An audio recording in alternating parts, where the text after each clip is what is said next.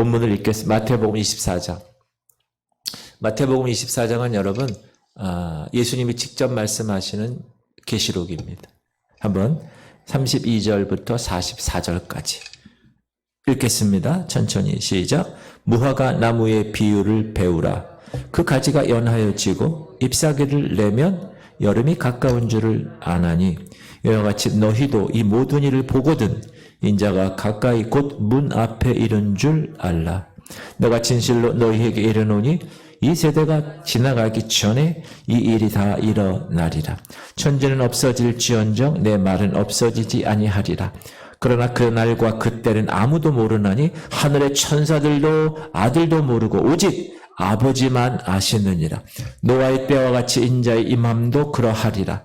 홍수 전에 노아가 방주에 들어가던 날까지 사람들이 먹고 마시고 장가들고 시집가고 있으면서 홍수가 나서 그들을 다 멸하기까지 깨닫지 못하였으니 인자의 임함도 이와 같으리라. 그때 두 사람이 밭에 있음에 한 사람은 데려가고 한 사람은 버려 둠을 당할 것이요 두 여자가 맷돌질을 하고 있음에 한 사람은 데려가고 한 사람은 버려 둠을 당할 것이니라. 그러므로 깨어있으라. 어느 날에 너희 주가 임할는지 너희가 알지 못함이니라. 너희도 아는 바니 만일 집주인이 도둑이 어느 시각에 올 줄 알았더라면 깨어있어 그 집을 뚫지 못하게 하였으리라. 이러므로 너희도 준비하고 있으라. 생각하지 않은 때에 인자가 오리라. 아멘. 여러분 지금은 여러분이 기후변화라는 그 KBS 뉴스에 보면 기후변화를 매일 이렇게 특집으로 내보내더라고요. 그리고 여러 다큐멘터리나 또 여러 가지 세상에서부터 지금은 말세다 이렇게 얘기하고 있는 상황입니다. 지금은 우리가 주님의 재림이 눈에 보일 듯이 손에 잡힐 듯이 우리들 눈앞에 다가오는 아주 긴박한 시기입니다. 우리는 매주일 계속 가정의 달 맞이하기 전까지 주일날 요한계시록의 말씀을 공부하면서 주 재림의 말씀만 들어도 야 지금 이 시대는 신부의 단장을 할 시간이 모자라는구나. 그런 시기에 우리가 살아가고 있는구나 라는 것을 깨닫습니다. 그런데 안타깝게도 오늘날 교회에서도 세상에서도 주 재림에 관해서 아무런 관심을 갖고 있지 않습니다. 우리 역시 그동안에 예수님의 재림과는 너무나도 거리가 먼 생활을 하고 있었습니다. 근데 예수님이 오늘 24장에서 마태복음 직접 인류 종말에 있을 교회의 모습에 대해서 경고하고 계신데 그게 바로 현대판 노아의 시대에 살아가고 있다고 해도 지나친 표현은 아닐 것입니다. 오늘 본문 예수님은 37절 이하에서 이렇게 말씀하십니다. 시작. 노아의 때와 같이 인자의 임함도 그러하리라. 홍수 전에 노아가 방주에 들어가던 날까지 사람들이 먹고 마시고 장가들고 시집가고 있으면서 홍수가 나서 그들을 다 멸하기까지 깨닫지 못하였으니 인자의 임함도 이와 같으리라. 노아의 때 하나님께서 패역한 세상을 홍수로 심판하신 때 그리고 심판하시기 전에 경고하신 때 하나님은 노아를 통해서 그 하나님의 심판의 경고를 무려 120년 동안 전했습니다. 그러나 그 말씀을 믿지 않았습니다. 오직 노아의 아내와 아들 셋과 며느리 셋 8명 식구 외에는 하나님의 심판에 대비하여 준비한 자가 없었습니다. 여러분 노아 시대에 이 세상 지구상에 인구가 몇 명인가 아십니까? 목사님 이걸 어떻게 합니까? 근데 창조과학회에서 한국 창조과학회에서 노아 시대 인구를 계산했습니다.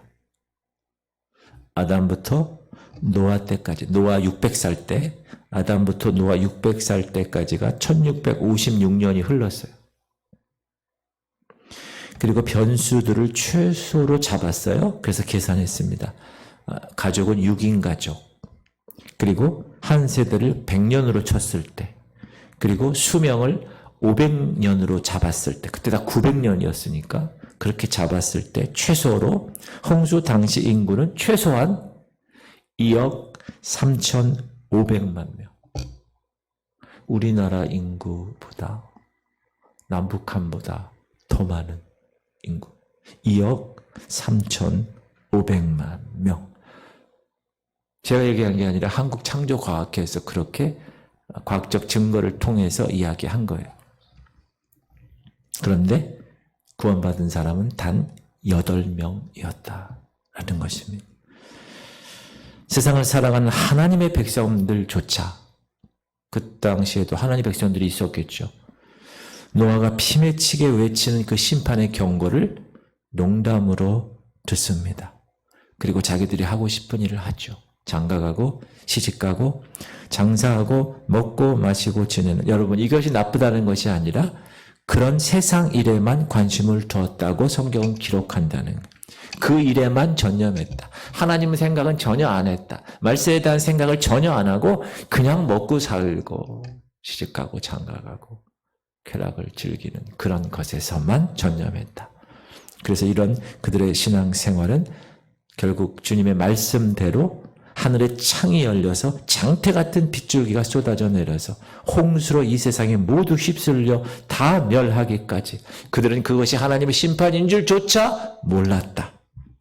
세상과 더불어 멸망하기에 이르렀는데 예수님은 이런 현상이 이 세상 끝날에 예수님 재림하실 그 인자의 날에도 그러할 것이라고 탄식하셨다. 제가 월화 1박 2일로 강원도에 오색이라는 곳에 기도원에, 평화기도원에 집회를 갔었는데, 이제 그 원장님하고 그 다음날 이제 아침에 산책을 했어요. 이렇게 오색 약수터로 해가지고 산책 코스가 있더라고요. 왕복 한 1시간 쫙 아침 먹기 전에. 근데 거기 뭐 이렇게 계곡이잖아요. 물이 막 흐르고, 물이 여러분 옥색이에요. 옥색. 그리고 막 일급수에서 사는 고기들만 있고 아주 깨끗한 음이온이 막 이렇게 막 올라오는, 그리고 그 금강산 버금가는 절벽과 기암들이 막 이렇게 있고, 그리고 막 가는데 그 목사님이 얘기하는 거예요. 몇 년 전에 이 강원도 지역에 500mm 비가 왔었대요. 갑자기. 그랬는데 그 계곡에 있는 이런 건물만한 이 돌덩어리가 막 그냥 흩어져가지고 막, 여러분 그걸 지금 사람이 들으면 그 몇 톤 되는 그 돌덩어리를 들 수도 없는데 그 돌덩어리가 막 굴러서 막 그냥 물속에서, 그게 노아의 홍수를 연상했다. 그 목사님이 그런 얘기 하시더라고요. 그러니까 엄청난 그 물, 여러분 물이 얼마나 그 힘이 있는지 아세요? 파도 있잖아요. 파도. 머무르고 파도 이렇게 있다가 팍 밀리면 뒤로 확 넘어가잖아요. 그만한 그 힘, 파워가 있는데 노아 홍수 때도 땅에 샘들이 막 쏟고 막 물이 막 쏟아져 내리고 막 그래가지고 그 물 홍수들이, 그 홍수에 그 휩쓸린 그 흔적들이, 그랜드 캐년이나 이런 데 보세요. 막 용암부터 시작해서 막 그냥 그런 흔적들을 우리가 보면서 노아의 홍수를 생각했다. 그 목사님이 얘기하더라고요. 그만큼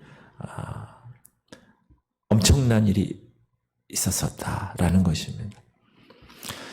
지금 우리가 살아가고 있는 오늘의 현실도 바로 그렇지 않은가. 그렇죠? 점점 교회는 숫자가 적어들고 교회 숫자도 적어들어요. 그리고 교회, 제가 어제 강남에 있는 어느 목사님이 여기 오셨어요. 그래서 이제 좀 이렇게 서로 나눴는데, 그 교회는 코로나 잘 사는 교회, 여러분 강남에 있는 교회예요. 서울 강남에 있는 교회. 거기 땅 한 평이 얼마인지 아세요? 억이야, 억. 자기네 교회 90평이래요. 그래서 팔고 이제 그 하남 쪽으로 간대. 그래서 그 팔면 얼마니까 90억! 강남 속으로, 강남은 강남이구나. 90억. 근데 중요한 거는 코로나 이후에 점심을 못 먹는데. 왜 못 먹어요? 여기는 날 보더니 여기는 식사하시니까 당연히 주일 식사하지. 뭐 배고픈데 식사를 안 하고 어떻게 해야 돼? 오후에 어떻게? 자기네들은 코로나를 이제 안 했잖아요. 식사를 안 하고 2년 3년 동안 텀이 있다가 이제 식사를 하려고 재개했더니 아유 3년 동안 늙어가지고 사람들이 힘들어요. 막 이러고 젊은 사람들은 난 이런 거 못해요. 같이 식사를 안 한대 그 교회는. 근데 그런 교회가 지금도 많아요. 아직 회복이 안 된 교회. 그리고 그럼 어떻게 합니까? 그랬더니 그냥 오전 예배 끝나고 나면 쫙 하고 30분 동안 기도시킨대. 그러고 가라고 그러는데. 내가 배고파서 기도가 나올까? 나 같은 경우. 저는 1부 예배 끝나고 주일날 2부 예배 끝날 때는 여기가 막 꼬르륵 이러는데 밥도 안 주면 어떻게 됩니까? 쓰러지는 거예요, 저는. 여러분이 제가 밥 2그릇 먹는 거 아시잖아요? 그거 제가 안 쓰러지려고 먹는 거예요, 제가. 여러분, 그런 교회가 많아요. 인천 지방에도 많아. 회복이 안 되는 거예요. 따라합시다. 우리 교회는 좋은 교회입니다. 우리 교회 매주 얼마나 다양한 걸 하고, 그리고 막 모여서 이렇게 예배 드리고. 또 어느 교회는 오후 예배 하도 안 모여서 아예 없앴대. 주일 오후 예배. 아니 예배를 계속 만들어도 시원찮은 반에 없애고 있어요, 요즘은. 왜? 무슨 얘기 하는 거냐? 지금 말세에는 그렇다는 거예요. 사람들이 먹고 등 따쓰고 옛날에 우리 배고플 때는 교회 나와서 하면 뭐 눈깔 사탕도 주고 뭐 빵도 주고 그거 먹으면서 기도하고 막 맞대잖아요, 지금. 그런데 지금은 교회보다 세상이 더 잘 살아. 영화를 옛날에는 못 봐가지고 교회에서 봤는데 요즘은 영화 CGV 가면 그냥. 그래서 교회 안 와. 이 MZ세대들은 더 안 와. 재미가 없어요, 여기 와봐야. 지금 그런 시대가 되었다는. 다 먹고 마시고 시집가고 장고 자기 그 얘기 그 생각밖에 없다는. 교회 다니는 장로님 목사님 다 이런 생각이 다 그래요 지금. 따라합시다. 그럼에도 불구하고 하나님께서는 우리 지구촌 교회를 사랑하셔서 할렐루야 저를 우리 교회에 3년 전에 2년 반 전에 보내주시고 그 전에 제가 아내와 함께 하나님의 시간표에 대해서 깨닫게 하시고 그리고 하나님의 비전을 선포케 하셨습니다. 시작. 지구촌 성결교회는 하나님의 시간표를 분별하여 다시 오실 예수 그리스도를 기다리고 이 땅에서 주님이 맡겨주신 사명 감당하다가 모두 알곡 성도로 준비되어 하나님 나라인 천국에 모두 들어가는 것을 최고최선의 목표로 하는 공동체입니다. 그 어제 목사님이 주보고 딱 보더니 이 비전 선언문 딱 보더니 놀래더라고요. 그래서 우리 교회에 대해서 요만큼 얘기했어요. 요만큼. 막 얘기하면 자랑될까 봐. 요만큼 얘기했더니 다 나중에 끝나고 1시간 반 얘기했어요. 아니 1시간 반이 뭐야. 2시간 반 얘기했어요. 3시에 와서 5시 반에 갔어요. 다 인사하더니 제가 간증을 이렇게 나눴거든. 딱 인사하더니 목사님 가보겠습니다. 이 교회를 위해서 기도하겠습니다. 거기는 무슨 교회라고요? 이런 교회야. 우리는 어떤 교회예요? 그런 건 관계없는 교회예요. 그래서 제가 제 비전에 대해서 얘기하고 우리 교회에 대해서 이렇게 얘기했더니 많은 걸 배워갑니다. 막 이러면서 가더라고요. 그러면서 뭐 이렇게 조그만 교회 이런데 이렇게 나눠주고 싶고 도와주고 싶다 이러는 거예요. 근데 내가 아무 얘기 안 했어요.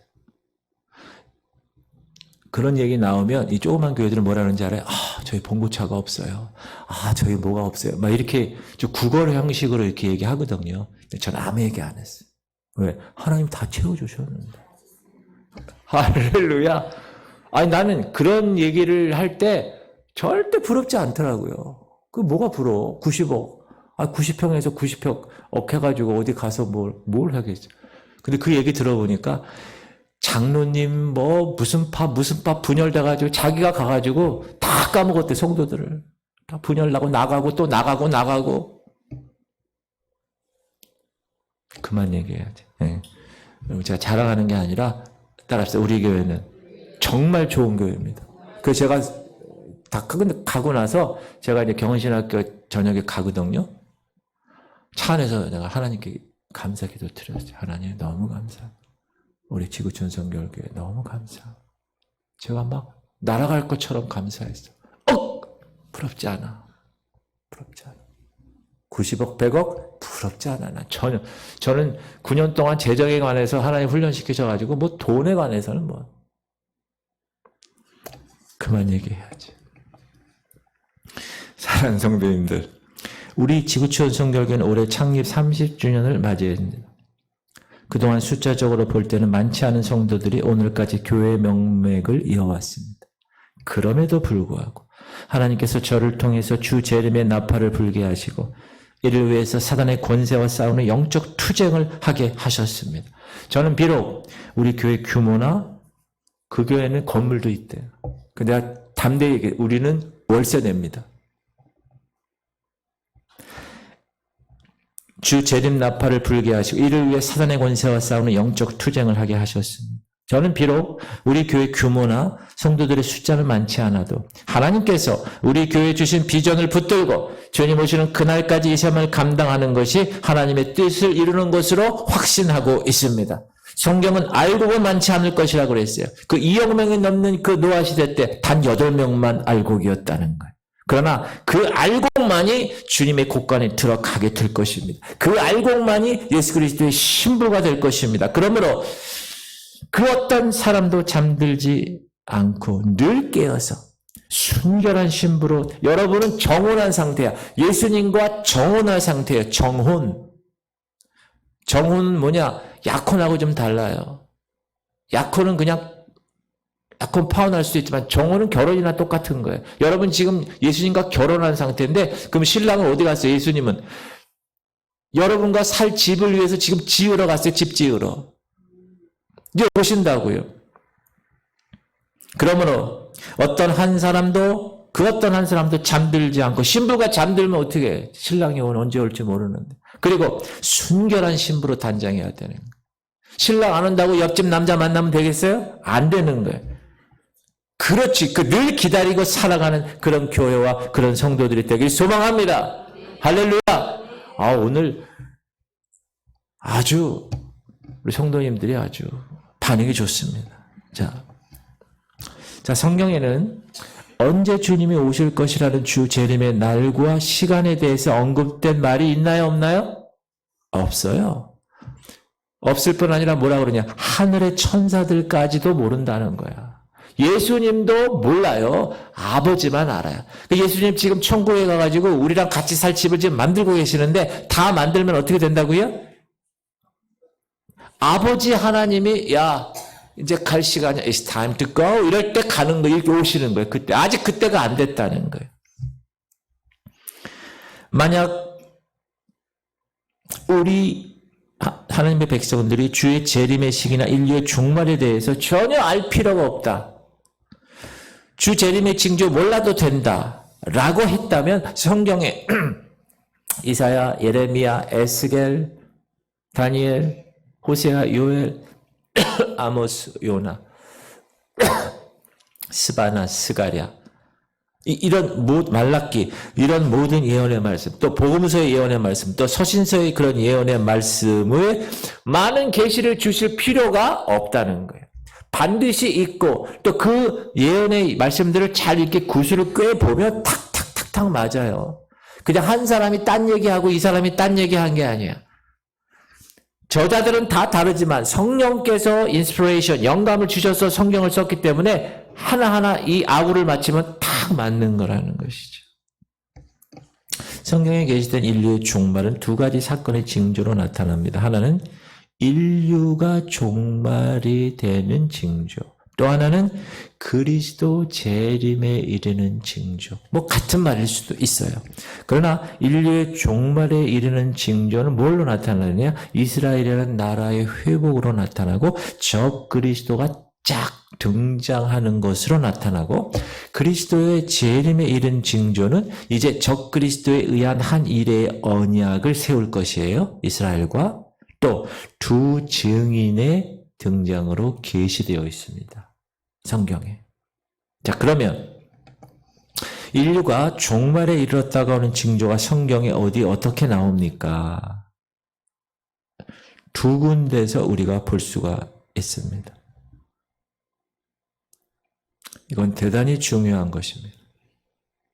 한 가지, 이스라엘의 회복과 밀접한 관계가 있다고 예수님이 직접 말씀하셨습니다.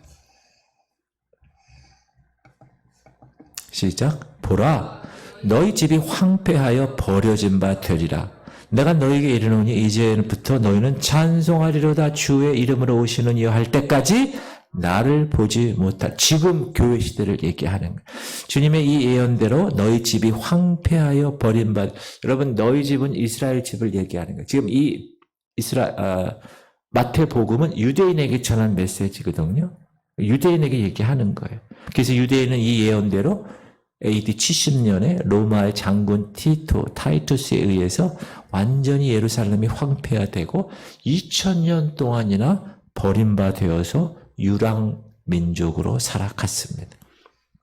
그리고 이들은, 유대인들은 이제 주님이 다시 오실 그 인류의 종말에 가면 황폐되어 버린 바 된 나라가 회복될 것이다. 39절에 그렇죠. 그래서 너희들이 주의 이름으로 오시는 이여 그렇게 할 것이다. 그 회복이 있을 것이야. 그리고 여러분, 그 회복은 이미 이루어졌습니다. 언제죠? 이스라엘의 회복이 1948년 5월 14일.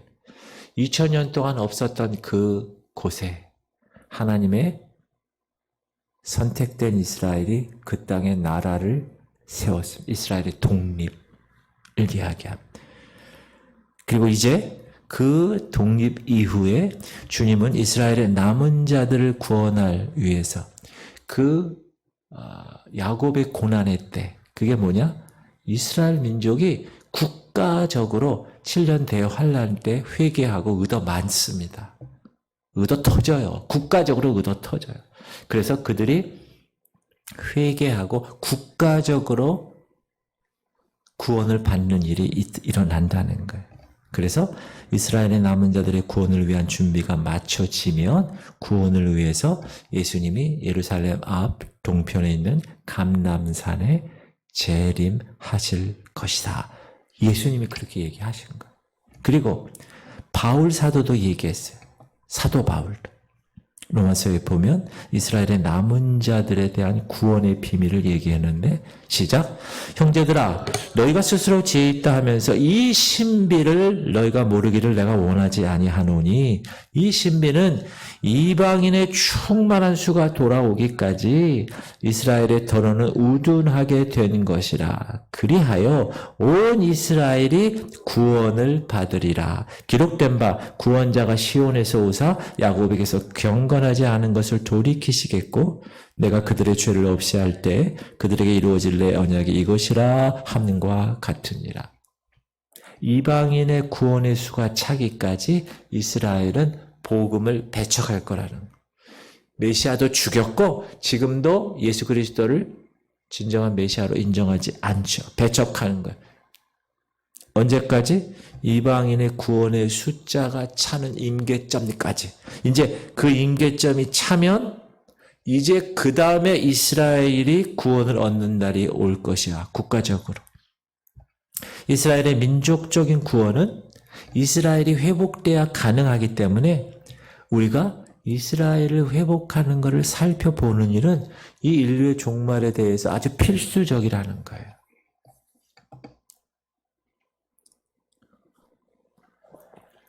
아까도 얘기했지만 예루살렘이 AD 70년에 로마 군 장관 디도에 의해서 점령당한 후에 유대인들은 세계로 흩어지고 나라 없는 백성으로 2000년간 살아왔습니다. 이스라엘 땅은 그 후 팔레스티나 지역을 형성하면서 아랍 사람들에 의해서 완전히 흔적도 없이 사라졌어요. 그러던 것이 1948년 5월 14일 드디어 새로운 독립국가로 무려 2000년 만에 옛날 그 터전에 이스라엘이 새롭게 탄생했고, 그 후 19년 1967년 6월 5일에 일어난 소위 6.1 전쟁으로 그때까지 아랍 사람들이 잡고 있었던 예루살렘을 극적으로 탈환함으로 이스라엘 회복에 대한 성경적인 모든 예언이 성취된 것입니다. 사랑하는 성도들, 이런 일은 결코 우연하게 이루어질 수 있는 일이 아닙니다. 역사의 주관자 되시는 주님이 지금 이끌고 계신다는 거예요. 그러므로 이스라엘이 회복되어 독립을 선언한 1948년 5월 14일이야말로 인류 역사가 이제 이미 주 재림을 바라보는 인류 종말에 들어섰다고 하는 하나님의 보내시는 사인, 시그널입니다. 이제 종말에 이르기까지 계시된 모든 종말 사건의 징조를 이루실 것이고 이스라엘의 남은 자들을 구원하실 수 있는 역사적인 무대가 펼쳐지게 된 것입니다. 이 시기를 예수님은 이 시대가 지나가기 전에 다 이루리라. 그래서 어떤 분은 이 시기를 30년으로 잡았다가 빗나갔고 어떤 분은 이 시대를 40년이라고 계산했다가 빗나갔고 어떤 사람은 노아에게 이 세대를 120년이라고 알려줬으니까 120년 계산했는데 빗나갔습니다. 중요한 건 그때는 아무도 모르는 하늘의 천사들도 아들도 모르고 오직 아버지만 아신다고 하셨기에 주님의 재림의 때는 아버지만 아시지만 우리는 그때가 이미 문 앞에 이른 종말의 시기에 현재 살아가고 있다는 사실을 인지하고 잊어버리서는 되지 않는다는다. 그러니까 인류 종말의 첫 번째 징조는 뭐라고요? 이스라엘이라는 나라가 1948년 5월 14일에 이 세계 지구에 탄생했다라는 거예요. 두 번째는 인류 종말의 징조는 이건 아까 이스라엘 독립한 거는 이미 이루어졌어요. 두 번째 징조는 아직 이루어지지 않았어요. 적그리스도의 등장입니다. 사도 바울은 데살로니가 후서에서 이렇게 얘기하죠. 시작. 형제들아 우리가 너에게 구하는 것은 우리 주 예수 그리스도의 강림하심과 우리가 그 앞에 모임에 관해 휴거 얘기하는 거예요. 영으로나 또는 말로나 또는 우리에게서 받았다는 편지로나 주의 날이 이렇다고 해서 쉽게 마음이 흔들리거나 두려워하거나 하지 말아야 한다는 것이라. 누가 어떻게 하여도 너희가 미혹되지 말라. 먼저 배교하는 일이 있고 저 불법의 사람 곧 멸망의 아들이 나타나기 전에는 그날이 이르지 아니하리니 그는 대적하는 자라 신이라고 불리는 모든 것과 숭배함을 받는 것에 대항하여 그 위에 자기를 높이고 하나님 성전에 앉아 자기를 하나님이라고 내세우느니라. 누가? 적그리스도가. 1절에 나오는 그리스도의 강림하심은 주의 공중 강림을 얘기하고 그 앞에 모임은 휴거, 공중에서 주님을 영접하는 성도들의 공중 휴거를 의미하는데 데살로니가 교회는 특별히 어떤 사람이 많았는가? 주의 날이 이렇다고 주장하는 시한부 종말론자들이 많았다. 여러분, 신천지가 지금 이렇게 요즘 득세하는 것 같지만 여러분 옛날 1세기 때도 있었어요. 1세기, 2세기. 우리가 역사를 공부해 보면 그 시대마다 시한부 종말론이 있었어요. 시한부 종말론. 근데 그들이 데살로니가 지금 사도 바울이 데살로니가 후서 전서를 쓴 이유가 그거예요. 데살로니가 교회 성도들이 그 시한부 종말론들 사람들의 말에 미혹돼 가지고 그들의 마음이 막 뒤흔들리는 거예요. 그들에게 마음에 재림의 소망을 주는 게 아니라 두려운 마음을 주는 거예요. 두려운 마음. 이런 소식을 들은 바울은 안 되겠다. 그래서 데살로니가 후서를 쓴 거예요. 전서와. 아직 주님의 때가 되지 않았다라는 사실을 두 가지로 징조로 밝혀준 거예요. 그게 3절에 나오는 거예요. 시작. 야, 누가 어떻게 해도 너희가 미혹되지 마라. 먼저 배교하는 일이 있고 저 불법의 사람 곧 멸망의 아들이 나타나기 전에는 그날이 이르지 아니하리. 배교하는 일이 있다는 거. 두 번째는 불법의 사람 멸망의 아들이 일어나야 됩니다. 근데 아직 첫 번째 배교하는 일은 조금씩 벌어지고 있어요. WCC나 또는 종교 통합 운동을 한다고 그래서 목사가 신부님 찾아가가지고 We are one 막 이러고 있어요. 우리가 하나다. 불법의 사람 멸망의 아들은 지금 아직 나타나지 않았어요. 배교한다는 것은 교회가 여러분 음녀로 둔갑하는 거예요. 적그리스도를 따르는 거예요. 온 세상에 음행의 포도주를 마시게 하는 일을 하는 거예요. 여기서 불법의 사람, 멸망의 아들이란 존재는 계시록 13장 우리 공부했잖아요. 거기에 등장하는 짐승을 얘기하네요. 보통 얘기하는 적그리스도. 크라이스트, 그리스도인데 그 앞에 대적한다는 거. 안티한다는 거. 여러분 예수님의 재림은 먼저 예수 그리스도 재림 그 전에 적그리스도라는 카피의 모방인 그리스도, 적그리스도가 등장이 선행되어야 된다. 이자의 등장이 없이는 인류의 종말이 진행될 수 없는 것입니다. 그러므로 우리는 적그리스도가 등장하기 전에 당장의 주의 재림이 임할 것을 준비하고 당황하지 말고 미혹받거나 두려워하는 마음을 가져서는 안 되는 것입니다. 그러면 이 적그리스도의 역사적 등장을 어떻게 알 수 있습니까, 목사님? 이것도 성경에 나와요. 이 적그리스도의 등장에 대해서 성경은 이렇게 해답을 주고 있는데 시작. 내가 보니 바다에서 한 짐승이 나오는데 뿔이 10이요 머리가 7이라. 그 뿔에는 10 왕관이 있고 그 머리들에는 신성모독하는 이름들이 있더라. 내가 본 짐승은 표범과 비슷하고 그 발은 곰의 발 같고 그 입은 사자의 입 같은데 용이 자기의 능력과 보좌와 큰 권세를 그 짐승에게 주었더라. 그의 머리 하나가 상하여 죽게 된 것 같더니 그 죽게 되었던 상처가 나음에 온 땅이 놀랍게 여겨 짐승을 따르고 용이 짐승에게 권세를 주므로 용에게 경배하며 짐승에게 경배하여 이르되 누가 이 짐승과 같으냐 누가 능히 이와 더불어 싸우려 하더라. 또 짐승이 과장되고 신성모독 말하는 입을 받고 또 42달 동안 일할 권세를 받아 누구에게? 용에게 받는 거예요. 사단에게. 이 자를 우리가 어떻게 알 수 있느냐? 몇 가지를 통해서 알 수 있는데 첫 번째는 여러분 누군가에 의해서 이 사람이 암살당한다는 거. 누가?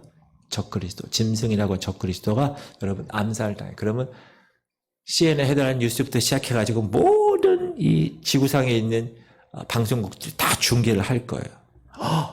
암살당했습니다. 그런데 그 자는 유럽 지역의 강력한 어느 한 나라의 리더일 거예요. 근데 이 자가 살해당한 거예요. 지금 어젠가 그젠가 누구죠? 총으로 70대 할아버지가 그 총리인가 대통령인가 쏜 거 있죠? 총 맞은 거. 그런 식으로 암살을 당한다는 거. 그러니까 온 세계가 굉장한 충격을 받게 돼요. 왜? 이 사람이 너무나 유명한 사람이니까. 근데 이 자가 죽었어요. 근데 다시 살아났어요. 이건 있을 수 없는 일이죠. 역사 이래. 죽은 사람이 어떻게 다시 살아나요? 놀라운 이변이 일어난 겁니다. 이건 뭘 카피한 거죠? 예수님을 카피한 거예요. 그리스도를. 예수 그리스도를 적 그리스도가 카피한 거예요. 모방한 거예요. 예수님이 3일 만에 부활하신 거예요. 죽었지만. 그러니까 이런 일은 세상 초유의 역사상 초유의 일이니. 그러니까 사람들이 놀라우는 거예요. 우와, 대단한 분입니다. 경이로움을 표하고 다 그 짐승을 따르게 하는 유혹을 받아서. 그런데 이 죽었다가 살아난 적 그리스도가 10뿔을 형성한다고 되어 있어요. 여러분 10뿔은 10왕인데 이 계시록의 그 해석까지 다 나오잖아요. 근데 이제 이 10왕과 이 적 그리스도 이 두 팀이 하나가 되어서 종말의 이 세상을 지배하게 될 거라고 성경은 얘기하고 있어요. 시작. 네가 보던 10뿔은 10왕이니 아직 나라를 얻지 못하였으나 다만 짐승과 더불어 임금처럼 한동안 권세를 받으리라. 이 10뿔에 대해서 다니엘서 2장에서는 뭐라고 그러느냐. 장차 유럽에서 로마 다음에 일어나 세계를 제패할 나라. 신로마 예언해 주고 있습니다. 그래서 이 10뿔을 성경학자들은 European Union, EU, 유럽 연합 세력 이라고 단정하진 않지만 그러한 조직체가 아마 이러한 10뿔, 10왕의 조직체가 될 것이다. EU가 하나의 그림자가 될 것이다. 그래서 앞으로 유럽의 강대한 나라에서 적그리스도가 등장하면 그 자에 의해서 새로운 판도의 열불, 열왕이 이루어질 거다. 그래서 지금 블랙시트 해가지고 영국이 이렇게 탈퇴하잖아요. 그렇죠? 유엔을. 그러니까 이제 그 옛날에 로마 제국에서의 그 안에서만 열왕이, 새로운 열왕이 탄생할 것이고, 그가 그 나라의 열왕이 적그리스도와 연합하게 될 것이다 라는 것입니다. 사랑하는 성도들, 이 두 가지, 이스라엘의 회복과 적그리스도의 등장으로 나타나는 이 두 가지 사건은 이제 인류의 역사가 이제 막다른 골목까지 이르렀다는 신호의 신호, 시그널. 두 가지 사건 중에 하나는 아까도 얘기했지만 이스라엘은 뭐죠? 이미 1948년에 성취되었습니다. 두 번째 적그리스도는 아직 성취되지 않았습니다. 언제 성취될지 모르는 사건입니다. 그러나 지금 그 사건이 임박했다라는 것을 알 수가 있습니다. 두 번째, 주님이 다시 오실 재림의 결정적인 징조는 이 세상의 7년 환란으로 나타나는데, 자, 7년 환란은요, 적그리스도에 의해서, 자, 어떻게 되는 겁니까? 그 열왕이 있잖아요, 열왕. 유럽에 열왕이 있어요. 그 연합 세력들이 어떻게 할 것 같아요? 이스라엘을 침공할 거예요. 그럼 이스라엘은 어떻게 돼요? 살아남기 위해서 help me, 도와주세요, 도와주세요 이렇게 되죠. 그때 그 적그리스도가 나타나서 이스라엘과 약속을 하는 거예요. 평화 조약. 이스라엘, 내가 이 열불들 다 잠재울게.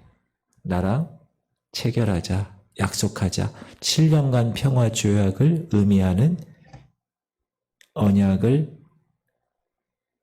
체결하죠. 근데 이 7년 기간에 이 땅에 종말적인 엄청난 여러 가지 재앙과 환란이 임할 것입니다. 인재앙, 나팔재앙, 대접재앙. 그래서 우리는 이 기간을 7년 환란 기간이라고 하고 한 일의 언약이라고 합니다. 우리는 제1차 세계대전과 제2차 세계대전을 역사적으로 경험한 인류입니다.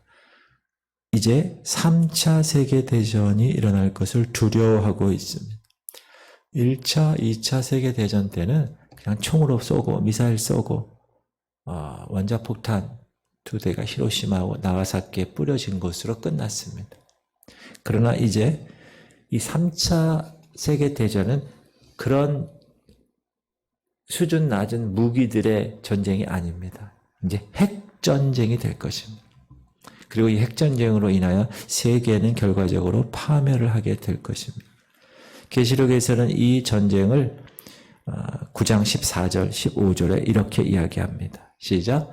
나팔 가진 6째 천사가 말하기를 큰 강 유브라데에 결박한 네 천사를 놓아주라 하매 네 천사가 놓았으니 그들은 그 년 월 일시에 이르러 사람 3분의 1을 죽이기로 준비된 자들이라. 인간은 알 수 없지만 하나님은 이미 이 전쟁의 시기를 정해 놓으셨습니다. 그리고 이 전쟁이 임박하면서 세상 사람들은 전쟁을 싫어합니다. 지금 우크라이나하고 러시아, 이스라엘하고 하마스 전쟁 좋아하는 사람에서 다 싫어하죠. 왜? 사람 죽는데. 전쟁에 대한 두려움이 있습니다. 그래서 뭘 외쳐요, 지금? 지금 백악관이나 각 미국의 대학에서 지금 뭘 외치고 있어요? 평화를 외치고 있잖아요, 평화. 그렇죠? 뉴스에 계속 나오잖아요. 바로 이때 적그리스도에 의해서 체결되는 것이 세계대전을 막는 7년간의 평화 조약을 맺는다는 거예요. 그 다니엘 9장에 보면 이 평화 조약이 한 일의 언약이라고 나옵니다. 시작. 그가 장차 많은 사람들과 더불어 한 일해 동안 언약을 굳게 맺고 그가 그 일의 절반의 제사와 예물을 금지할 것이며 또 포악하여 가증한 것이 날개를 의지하여 설 것이며 또 이미 정한 종말까지 진노가 황폐하게 하는 자에게 쏟아지리라 하였느니라 하니라. 그 7년 환란은 바로 그 평화 조약이 체결되는 그날부터 계산해서 정확히 7년 기간에 일어나는 사건입니다. 그리고 이 적그리스도에 의해서 체결되는 그 7년 평화 조약이야말로 이제 예수님이 이 땅에 내려오시는 결정적인 징조가 될 것입니다. 그리고 여러분, 제가 요즘 이슬람에 관한 공부를 하고 있어요. 이슬람이 대단한 사단의 도구가 될 것입니다. 그 이슬람이 이스라엘과 이슬람은 뭐죠? 완전 극이에요, 극. 그래서 지금 이스라엘을 두고 동쪽, 서쪽, 남쪽, 북쪽에 있는 모든 나라들을 한번 보세요. 다 이슬람이에요. 다 이슬람. 그 이슬람이 강자 이슬람이 이제 더 득세할 것입니다. IS 같은 경우. 그러니까 그러한 역사적인 사실을 여러분 눈으로 볼 수 있어야 돼요. 지금 우리 몇 년 전에 제주도 난민, 예멘 300명 입국 허가판 난민 허락하느냐 안 하느냐 뉴스에 많이 나왔었죠? 기억나세요? 그 예멘은요, 이슬람 100% 나라예요. 이슬람 나라가 여러가 있는데 그 민족의 1% 있는, 3% 있는, 5%, 지금 프랑스가 8%예요. 8%. 지금 그 시리아 난민들을 지금 유럽에서 다 받고 있어요. 그래가지고 이 이슬람권들이 애들을 얼마나 낳아야, 아내를 4명씩이나 얻을 수 있으니까 합법적으로. 그러니까 계속 나가지고 세력을 부풀어서 지금 프랑스가 8%예요.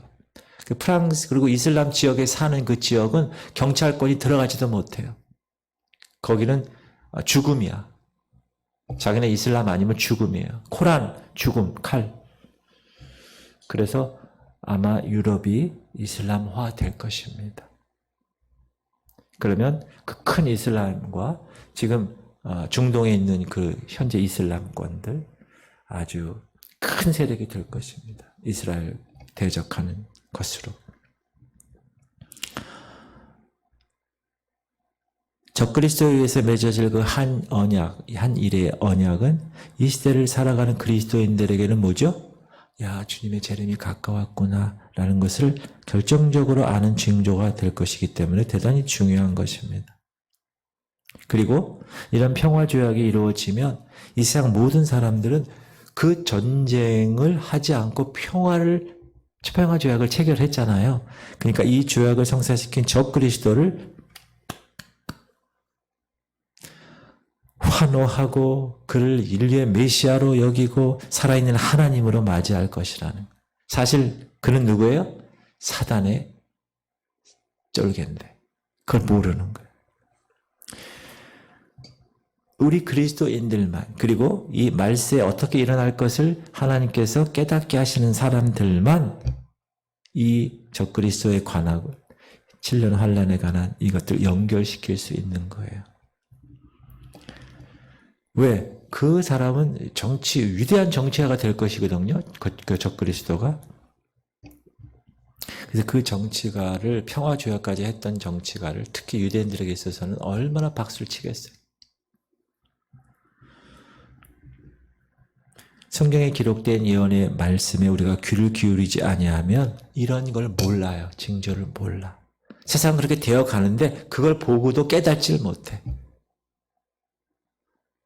그래서 제가 여러분에게 계속 깨닫게 하는 그런 직분을 받은 그런 역할을 감당하는 겁니다. 그래서 계시록에서 이렇게 얘기하죠. 시작. 이 예언의 말씀을 읽는 자와 듣는 자와 그 가운데 기록한 것을 지키는 자는 복이 있나니 때가 가까워. 이거 2000년 전에 써진 거예요. 그때도 때가 가까웠대. 근데 지금은 그때가 한 11시 30분, 11시 20분이면 지금 11시 59분 정도 됐다는. 또 한 가지 우리들에게 한 사건이 있는데 이제 성령의 회개 운동이 일어날 것입니다. 특히 유대인들에게 있어서 국가적으로. 그래서 하나님께서는 하나님의 종들을 동원해서 회개시키는 놀라운 성령 운동을 전개시킵니다. 이게 두 증인의 활동을 통해서. 시작. 또 내게 지팡이 같은 갈대를 주며 말하기를 일어나서 하나님의 성전과 제단과 그 안에서 경배하는 자들을 측량하되 성전 바깥 마당은 측량하지 말고 그냥 두라. 이것은 이방인에게 주었은즉 그들이 거룩한 성을 42달 동안 짓밟으려. 이방인이 여러분 예루살렘을 짓밟는다는 거예요. 내가 나의 두 증인에게 권세를 주리니 그래서 그들이 굵은 베옷을 입고 1260일을 예언하리라. 이게 계시록이고 마태복음에서도 시작. 신랑이 더디 오므로 다 졸며 잘세 밤중에 소리가 나되 보라 신랑이로다 맞으러 나오라 하매 이에 그 처녀들이 다 일어나 등을 준비할세. 그래서 하나님은 이 세상에 환란이 올 때 그의 백성들, 소위 환란성들 남겨진, 여러분 우리는 그 전에 어떻게 되는 거예요? 그 전에 휴거되는 거예요. 휴거되는 거. 진노에 막 대접이 쏟아붓기 전에 하나님은 하나님의 백성들을, 알곡들을 이미 하늘로, 여기는 못 살아. 야 얘들아 내가 올려줄게. 확 올리는 거. 그게 휴거입니다. 그러나 여기 남는 환란 성도들, 그 성도들은 어떻게 됩니까?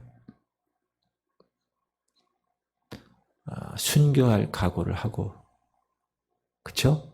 짐승의 표 받지 말고, 매매 금지됐으니까 어디 가요? 하나님의 예비처로 옮겨져 가지고 대환란에서 보호를 받게 된다. 그래서 그곳이 어디냐? 저기 페트라 있는 곳이다. 이런 얘기도 하고 그러는데 그렇게 된다는 것입니다. 그리고 이 두 증인의 구원의 역사, 예언의 기간이 끝나면 이제 이 세상에는 무서운 대환란의 기간이 찾아오게 될 것이다. 그래서 환란 성도들은 어떻게 될 것인가? 특별한 하나님의 보호를 받아야 되는데 시작. 형제들아 때와 시기에 관하여는 너에게 쓸 것이 없음은 주의 날이 밤에 도둑같이 이를 줄을 너희 자신이 자세히 알기 때문이라. 그들이 평안하다 안전하다 할 그때에 임신한 여자에게 해산의 고통이 이름과 같이 멸망이 갑자기 그들에게 이르니 결코 피하지 못할. 어떻게 임한다고요? 임신한 여인이 갑자기 해산의 고통. 제가 아들 둘 날 때 저는 그냥 느긋해가지고, 특히 둘째 아들 날 때는 아내가 여보 진통이 오는데 뭐 좀 더 진통 오면 갈까? 그새 그렇게 얘기했었어요. 근데 아내가 느낌이 그래서 빨리 갔어요. 그러니까 병원 가가지고 곧바로 나왔어요. 만약에 남편 말 들었다가는 집에서 날 뻔했어요. 둘째 아를. 그러니까 여러분 웬만하면 남편 말 듣지 말고 잘 판단하셔서 아기를. 무슨 얘기냐? 임신한 여자에게 해상의 고통이 어떻게 와요? 갑자기 오는 거예요. 갑자기. 그러니까 여러분 주의 날이 어떻게 임한다고요? 갑자기 임한다. 모처럼 도둑같이 임한다. 결단코 피하지 못하는데 피하는 사람이 있다. 4절 시작. 형제들아 너희는 어둠에 있지 아니하며 그날이 도둑같이 너에게 임하지 못하리니 너희는 다 빛의 아들이요 낮의 아들이라. 우리가 밤이나 어둠에 속하지 아니하나니 그러므로 우리는 다른 이들과 같이 자지 말고 오직 깨어 정신을 차리자. 따라합시다. 정신 차리자. 옆 사람에게 정신 차리세요. 근데 인상 쓰면서 얘기하면 싸우는 것 같으니까 정신 차리자. 시작. 정신 차리세요. 여러분 어두움에 있지 않는다는 건 뭐예요? 여러분 마태복음 25장에 슬기로운 지혜 있는 처녀들 뭘 준비했죠? 등과 기름. 따라합시다. 등은 하나님의 말씀이고 기름은 성령입니다. 여러분 하나님 말씀에 흔들리지 마시기 바랍니다. 이게 매뉴얼이야. 이게 흔들리지 않아요. 변하지 않아. 그리고 성령의 능력 가운데 살아가는 성도는 결코 도적같이 임하지 않아. 다 지금 우리가 알잖아요. 우리는 여러분 준비하고 있기 때문에 다 알아. 지금 이 시대가 이렇게 됐구나. 그래서 지금 이스라엘과 하마스 전쟁도 여러분 눈여겨보셔야 돼. 특히 아시아에 있는 7교회 중에서 빌라델피아 교회에게 어떻게 하죠? 주님이 시작. 네가 나의 인내의 말씀을 지켰은즉 내가 또한 너를 지켜 시험의 때를 면하게 하리니 이는 장차 온 세상에 임하여 땅에 거하는 자들을 시험할 때라. 여러분 인내의 말씀을 지켰다. 따라합시다. 인내의 말씀을 지켰다. 그게 무슨 말일까요? 인내하지 않으면 지킬 수 없는 말씀이에요. 여러분 인내하시기 바랍니다. 아파도 할인이가 이렇게 아파도 인내해야 돼. 여러분 문제가 있어도 재정 때문에 그래도 인내해야 돼. 힘들어도 인내해야 돼. 그게 인내의 말씀을 지키는 거예요. 그리고 시험의 때는 뭐죠? 환란의 때예요. 적그리스도가 다스릴 7년 대환란. 여러분 다니엘서에서 느부갓네살 왕에게 꾼 꿈 있잖아요. 바벨론 왕국. 그죠? 그 다음에 페르시아 왕국. 이게 쭉쭉 나가잖아요. 그 다음에 로마 나오고, 그죠? 그리고 나서 건너뛰어서 적그리스도 왕국이 나타나는 거예요. 그 적그리스도 왕국이 뭐죠? 적그리스도가 다스리는 왕국이에요. 말 그대로. 그게 7년 대환란이라는. 환란 7년 동안. 그리고 나서는 뭐야? 예수 그리스도 어린 양의 다스리는 나라. 예수님이 다스리는 나라. 그게 천년 왕국이에요. 이렇게 우리가 크게 이렇게 왕국을 이렇게 보면 지금 우리가 어느 시대에 살고 있구나. 그거를 알고 다가올 왕국은 어느 왕국이 되겠구나. 이제 다가올 왕국은 적그리스도 왕국이 되는 거예요. 그리고 천년 왕국이 있고. 그러면 어떻게 하나님께서 그의 백성들을 환난에서 건지시고 이 세상의 재앙에서 구원하시죠? 바로 휴거입니다. 데살로니가 전서 시작. 주께서 호령과 천사장의 소리와 하나님의 나팔로 친히 하늘로부터 강림하시리니 그리스도 안에서 죽은 자들이 먼저 일어나고 그 후에 우리 살아남은 자들도 그들과 함께 구름 속으로 끌어올려 공중에서 주를 영접하게 하시리니 그리하여 우리가 항상 주와 함께 있으리라. 하나님은 준비되고 깨어있는 신부들을 하늘로 올리셔서 공중에서 7년 혼인잔치로 옮기시는 놀라운 일을 우리들에게 선물할 것입니다. 할렐루야. 여러분은 감사하셔야 돼요. 왜냐하면 제가 경은신학교 강의하거든요. 그럼 거기 학생들한테 이런 하나님의 때에 대해서 이렇게 언급을 하잖아요. 다 처음 듣는데. 다. 그분들이 다니는 교회 목사님들 요한계시록 설교한 적이 없대. 10몇 년 다녔는데도. 그리고 제가 뭐 이렇게 얘기하면 진짜 그래요? 다 이래요. 그러니까 우리 교회 성도님들은 얼마나 축복이에요. 그렇죠? 지금 시간표를 다 알고 준비하게끔 계속 훈련되는 그 과정이 기쁨의 과정이 되시기를 축복합니다. 목사님은 왜 저렇게 왜 이렇게 하면 안 돼요? 왜? 그때는 가장 행복한 때야. 왜? 휴가 되는 때니까. 그걸 생각하셔야 돼요. 시작. 그때 인자의 징조가 하늘에서 보이겠고 그때 땅의 모든 족속들이 통곡하며 그들이 인자가 구름을 타고 능력과 큰 영광을 오는 것을 보리라. 그가 큰 나팔소리와 함께 천사들을 보내르니 그들이 그의 택하신 자들을 하늘 이 끝에서 저 끝에서 사방에서 모으리라. 할렐루야. 그리고 여러분 어제 제가 우리 신학생들한테 하나님의 시간표를 조금 제가 중간중간에 많이 얘기하는데 어제도 딱 얘기했어요. 천년 왕국에 대해서. 그랬더니 거기에 사모님이 한 분 계셔. 사모님. 그 학생 중에 사모님, 교회 목사님 사모님. 갑자기 사막에 샘이 넘쳐 흐르리라. 사막에 강이 넘쳐 흐르리라. 주님이 오시는 그 나라가 되면은 그 찬양을 하는 갑자기 그러더니 저도 같이 찬양을 했어요. 젊은 분들은 몰라. 그 사모님은 나보다 한 살 어리거든요. 내 또래야, 내 분이. 그래. 그러더니 내가 그게 천년왕국 얘기하는 거예요. 그랬더니 사모님도 몰랐다가, 그게 천년왕국 찬양이었어요. 그러는 거예요. 여러분, 황무지가 장미꽃같이 피는 것을 그게 천년왕국 찬양이에요. 여러분, 천년왕국.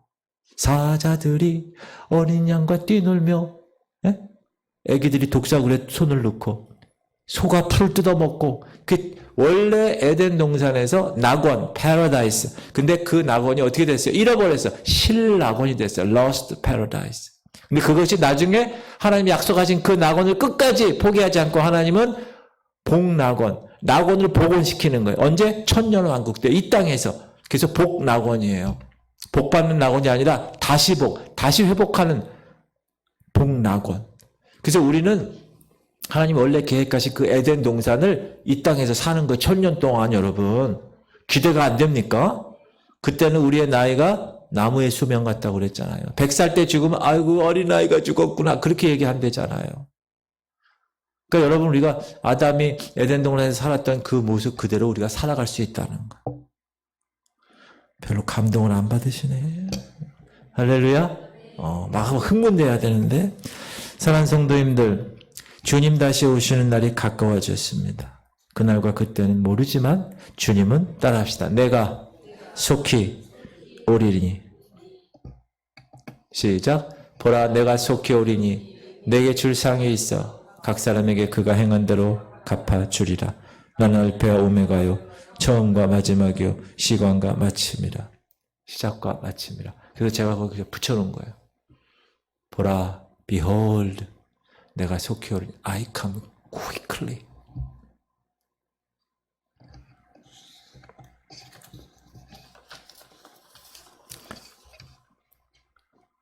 읽을까요? 시작. 무화과 나무의 비유를 배우라. 그 가지가 연하여지고 잎사귀를 내면 여름이 가까운 줄 아나니 이와 같이 너희도 이 모든 것을 보거든 인자가 가까이 문 앞에 이른 줄 알라.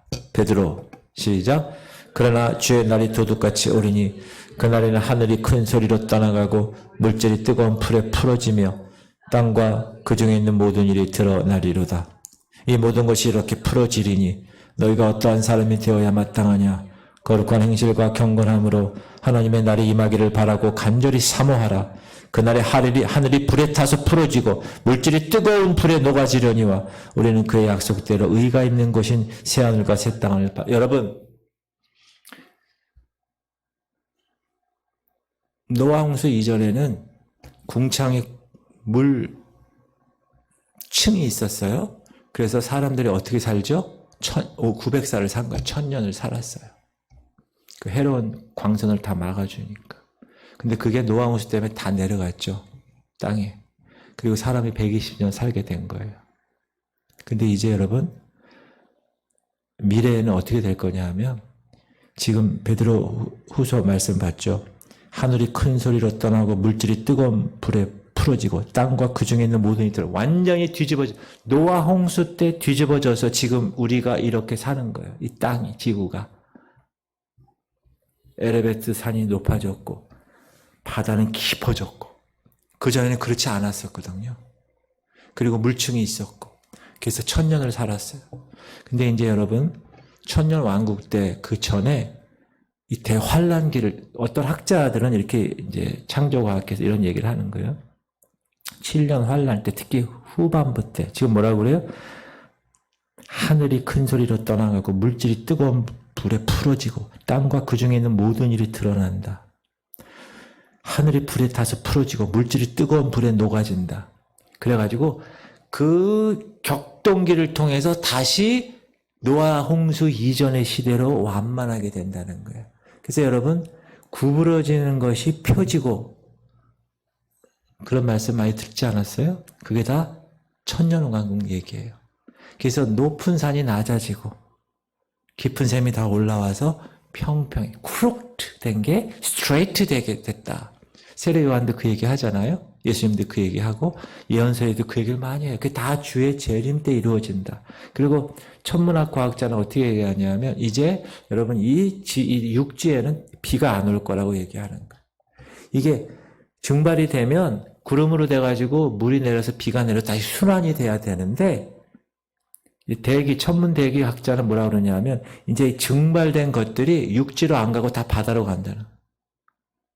가지고 이 땅은 완전히 기근이 될 것이다. 그게 후 3년 반 때 그렇게 될 것이다. 그리고 이 지구가 막 물질이 뜨거운 물에 풀어지고 막 이러면서 이제 그 바다에 있었던 그 모든 물들이 다 대기층으로 올라가서 다시 물층이 만들어질 것이다. 천년왕국 때. 그래서 사람들이 1000년 동안 살 수 있게 된다.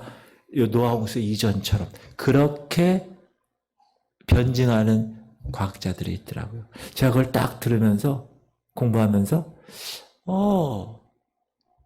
그럴 수 있겠다.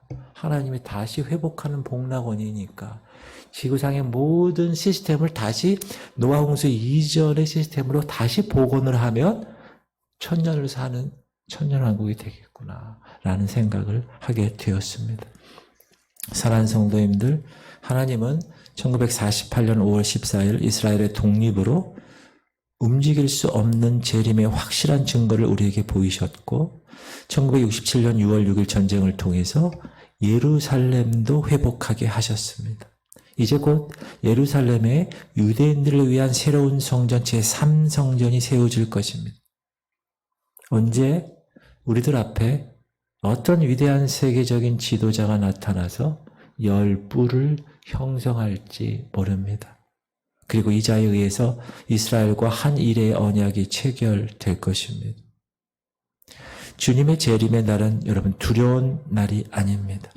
오히려 믿는 우리에게 있어서는 우리의 소망이 온전히 이루어지는 소망의 날입니다. 그리스도인들의 영광을 누릴 영광의 날입니다. 천년왕국의 축복의 땅에서 1000년 동안 살아갈 수 있는 날이 열려지는 날이 바로 그 날입니다. 그러므로 모든 성도들은 이 날을 소망으로 삼고 주의 재림에 우리의 신앙생활을 기대 걸어야 합니다. 기대를 걸어야. 따라합시다. 우리 지구촌 성결교회는 주님으로부터 적어도 이 복된 메시지를 받고 깨닫고 온 세계에 전파할 사명을 받은 교회입니다. 믿습니까? 우리의 이 비전은 참으로 놀랍고 위대한 비전입니다. 하나님은 작은 자를 붙들어 큰 그릇으로 쓰십니다. 하나님은 작은 교회를 들어서 세계 교회를 구원하시는 큰 역사를 이루십니다. 그러므로 우리는 이 큰 비전을 안고 비록 작지만 상가 교회지만 월세 내지만 그러나 하나님의 손에 붙잡혀 역사하는 교회. 할렐루야. 이 땅을 하나님의 거룩한 나라로 변화시키고 때가 되면 멋지게 하늘 신랑 맞이하는 신부가 되는 그런 교회 공동체 될 것을 선포하며 그런 주인공이 여러분이 되시기를 주의 이름으로 축복합니다. 아멘. 기도합시다.